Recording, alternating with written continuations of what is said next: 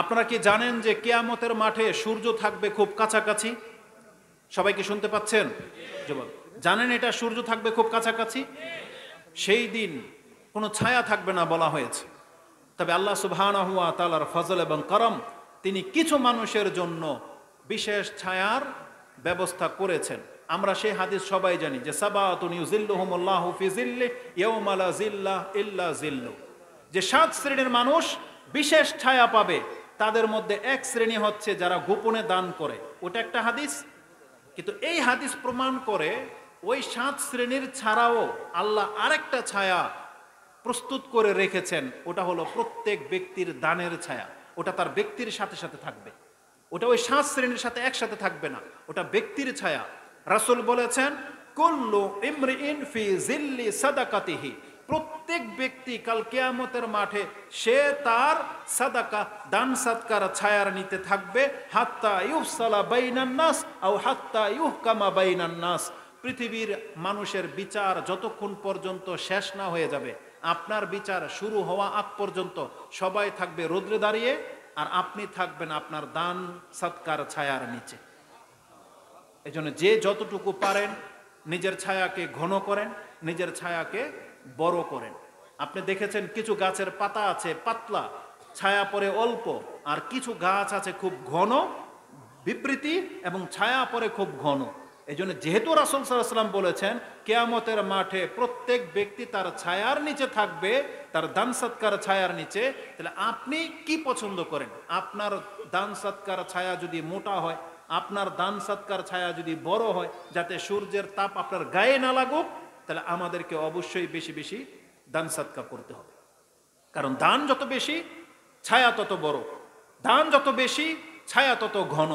এই জন্য আমাদেরকে দান সৎকা করে যেতে হবে। রাসূলুল্লাহ সাল্লাল্লাহু আলাইহি ওয়াসাল্লাম তিনি বলেছেন, আস-সাদাকাতু বুরহানুন, সাদাকা হচ্ছে প্রমাণ, প্রুফ, এভিডেন্স যে আপনি জান্নাত পাবেন বা জাহান্নাম থেকে মুক্তি হওয়ার কার্ড আপনার আছে, এটা হচ্ছে সাদাকা। এইভাবে কোরআন হাদিসে যথেষ্ট কথা আছে দান সৎকা সম্পর্কে, যে আল্লাহ সুবহানাহু ওয়া তাআলা আমাদেরকে শর্টকাটে যাওয়ার রাস্তা করে দিয়েছেন এই দান সৎকার মাধ্যমে। সব মানুষের মর্যাদা আমল একরকম নয়। এই জন্য আল্লাহর দয়া এটা, রহমত এটা, যে আল্লাহ জান্নাত তো একটা রেখেছেন কিন্তু দরজা রেখেছেন 8টা।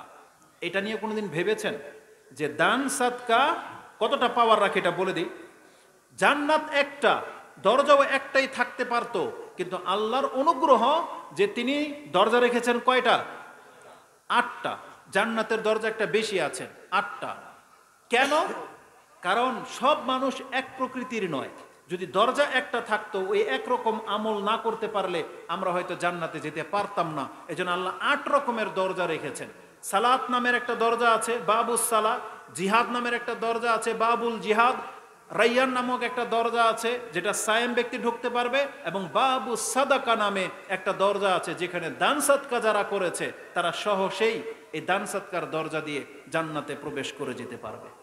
অতএব আল্লাহ সুবহানাহু ওয়া তাআলা আমাদের বিভিন্ন রকমের ইবাদত দিয়েছেন এবং বিভিন্ন রকমের শক্তি সামর্থ্য দিয়েছেন, যার দ্বারা যেটা সম্ভব সে যেন ওই রাস্তা দিয়ে জান্নাতে পৌঁছে যেতে পারে।